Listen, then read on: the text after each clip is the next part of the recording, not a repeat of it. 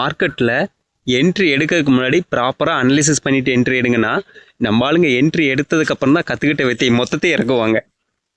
Reason ஏன்னா அந்த entry நெகட்டிவில் போயிட்டுருக்கும். இந்த தப்பு யாரெல்லாம் பண்ணியிருக்கீங்க கீழே கமெண்ட் பண்ணுங்கள்.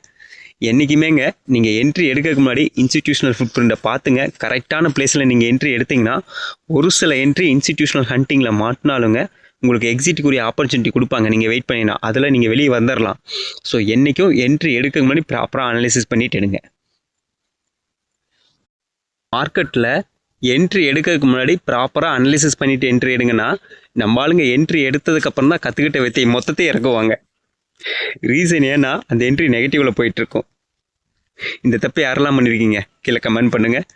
என்றைக்குமேங்க நீங்கள் என்ட்ரி எடுக்கிறதுக்கு முன்னாடி இன்ஸ்டிடியூஷனல் ஃபுட் பிரிண்ட்டை பார்த்துங்க. கரெக்டான பிளேஸில் நீங்கள் என்ட்ரி எடுத்திங்கன்னா ஒரு சில என்ட்ரி இன்ஸ்டிடியூஷனல் ஹண்டிங்கில் மாட்டினாலுங்க உங்களுக்கு எக்ஸிட்டுக்குரிய ஆப்பர்ச்சுனிட்டி கொடுப்பாங்க. நீங்கள் வெயிட் பண்ணினா அதில் நீங்கள் வெளியே வந்துடலாம். ஸோ என்றைக்கும் என்ட்ரி எடுக்கிறதுக்கு முன்னாடி ப்ராப்பராக அனலிசிஸ் பண்ணிட்டு எடுங்க.